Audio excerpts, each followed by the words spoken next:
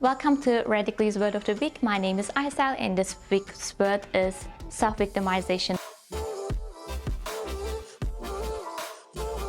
Have you ever come across with colleagues that they think everyone's out there to get them? They typically refuse to take accountability of their actions and point fingers quickly when things are not happening as it's supposed to be. When you try to give them constructive feedback, they come up with a list of excuses.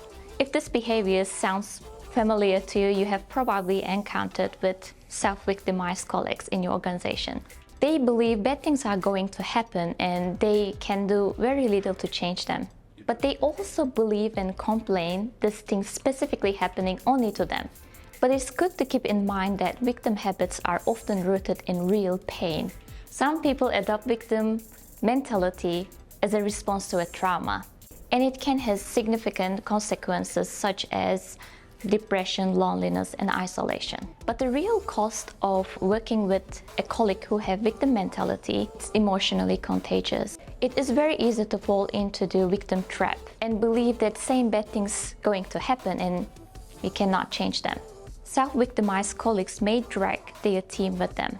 So how can we actually identify self-victimized colleagues? There's a checklist to identify self-victimized colleagues. Feeling deeply sorry about the situation and wants everyone else to feel the same way.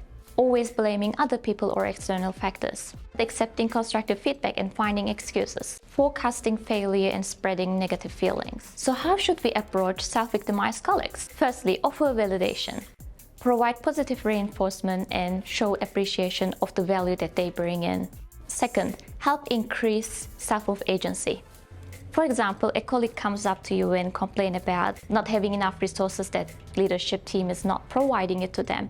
It's good to recognize their frustration and show them that you understand them. But also you can give them the opportunity and ask the question is that if you got the opportunity, what would you do differently? Number 3, encourage them to take responsibility. Take a direct approach if they don't take responsibility. You can say, I say this is your responsibility. Let's talk about why you don't feel it that way. Last but not least, probably the most important step is that protecting yourself from this victim mentality. Make sure you set and stick to those boundaries working with victim mentality colleagues. If you feel like you have encountered self-victimized colleague in your organization, feel free to message me.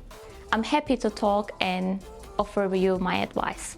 Thank you for watching Radically Word of the Week. This week's word was self-victimization.